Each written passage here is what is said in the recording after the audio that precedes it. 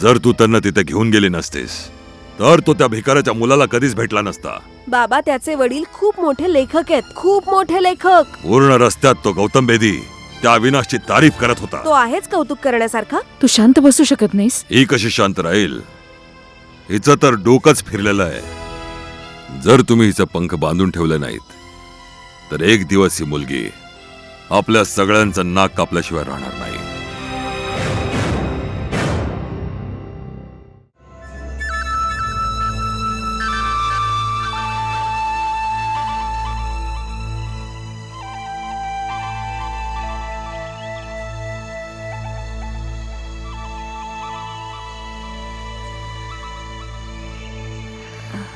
तू बरोबर बोललीस सोनाली. खूप छान ऊन पडले इथे. इथे दाबून दे बरे जरा.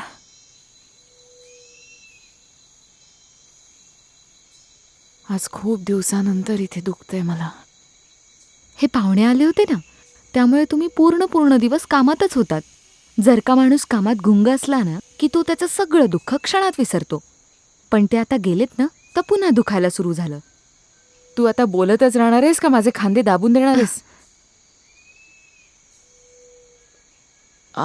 जोरात जरा.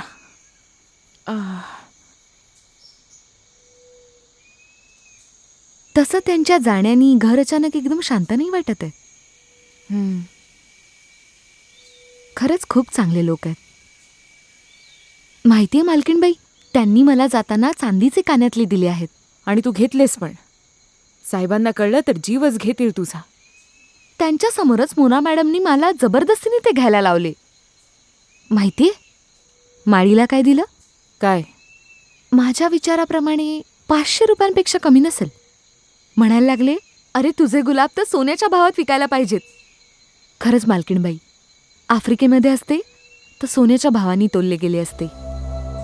या फक्त म्हणायच्या गोष्टीत सोनाली. नाही, खरंच सोन्याची अगदी खाण आहे त्यांच्याकडे. त्यामुळे त्यांच्यासाठी ही छोटी गोष्ट आहे. थोडा आराम वाटतोय? अजून काय म्हणत होते? अजून तर काही नाही म्हणाले. अरे हां, अगदी परवाचीच गोष्ट आहे. त्यांच्या मिसेस मोना मॅडम तुमच्या सुंदरतेचं खूपच कौतुक करत होती. गप, काही बोलू नकोस. नाही, खरंच. कोणाला सांगत होती? गौतम साहेबांना. तुझ्या समोर कौतुक करत होती? माझ्या समोर असं बोलले असते का ते? ते तर आपापसात बोलत होते. मी तर बाहेर वरांड्यात डस्टिंग करत होते, तेव्हा मला ऐकू आलं. तुला तर सवय झाली आता दरवाजाच्या बाहेर उभं राहून लोकांच्या गोष्टी ऐकायची. जर का कोणी दरवाजा उघडा ठेवला तर त्यात माझा काय दोष आहे? चल आता हे राहू दे. तू जाऊन चहा बनव. मी गेस्ट रूममध्ये जाऊन बघते की यांनी सगळ्या गोष्टी नीट ठेवल्या आहेत की नाही. प्रत्येक वेळेस पाहुणे गेल्यानंतर काही ना काहीतरी तोडून ठेवतात. चल.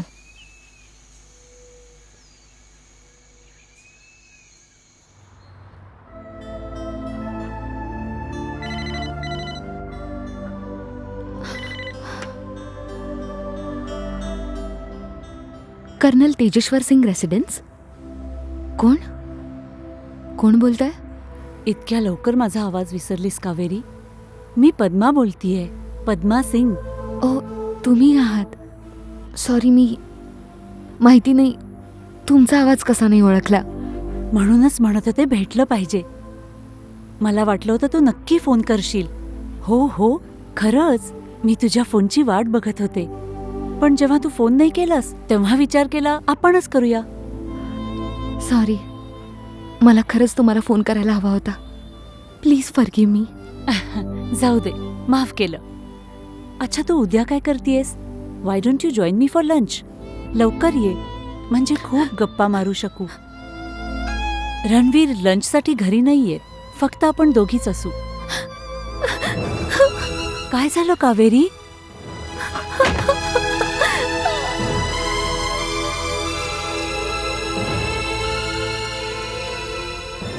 कावेरी रडती का आहे? तिला माझ्या बोलण्याचं वाईट वाटलं का? मी तिला कशाला फोन केला?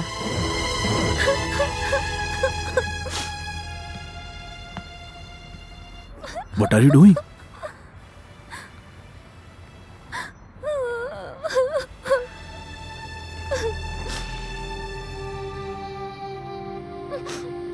मरून जाईन. मी खरंच मरेन. तुमच्याशिवाय मला इथे नाही राहायला जमणार. बास कावेरी बास. तूच जर असे हारशील तर मी माझ्या मृत्यूशी कसा लढणार आहे. तू कशाला घाबरतेस. मला काहीच नाही होणार. थोडी हिंमत दाखव.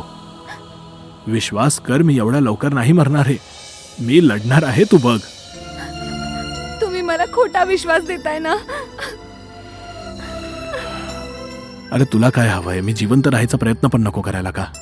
असं नका बोलू प्लीज. देव करू की माझ्याकडून माझं आयुष्य घेऊन तुमचं आयुष्य वाढू देत. No ball, no ball, not out, not out. I am not out. Oh God, संपलो. काय झालं. ह्या सगळ्यांमध्ये तर आपण विसरूनच गेलो की आज बाबांचा वाढदिवस आहे. तुम्ही तर माझा जीवच काढला होतात. चल उठ, come on.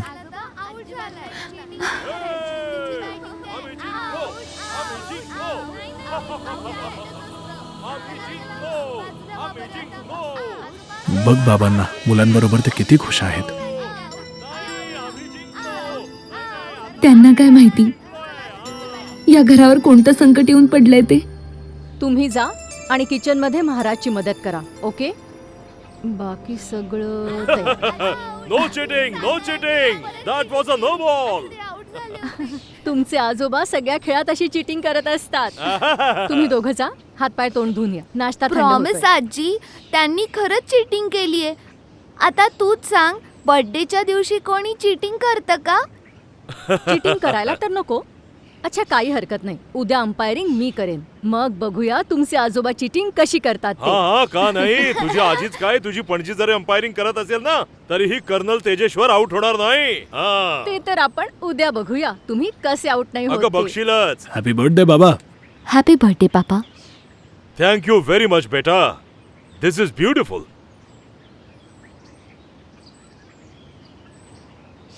My dear son, God bless you बाळा. मे यू लिव्ह फॉरएव्हर बाबा. बेटा, माझी इनिंग तर खेळून झाली आहे. मी देवाकडे प्रार्थना करतो की माझं आयुष्य तुला लाभो. आता ही तर चिटिंग झाली. तुम्ही तुमचे बाकीचे दिवस तर तुमच्या लाडक्या मुलाला दिले आणि माझा काही विचारच केला नाही. काय सुनबाई, ही तर चिटिंग झाली ना. खरंय. तुमचा हा लाडका मुलगा, सून, ही नातवंड सगळे आपल्या आयुष्यात बिझी होऊन जातील. मी एकटी नाही पडणार का. अगं जानेमन, मी तुला एकटं राहू देईन का. दोघांचा पासपोर्ट एकत्रच बनवेन मी. काय सुनबाई, बरोबर बोलतोय ना मी. बाबा, आजच्या दिवशी असं काही बोलणं चांगलं नाही वाटत. ब्रेकफास्ट गार होतोय, चला बसा. हो हो, लेट्स ईट. खूप जोराची भूक लागलीये. चला.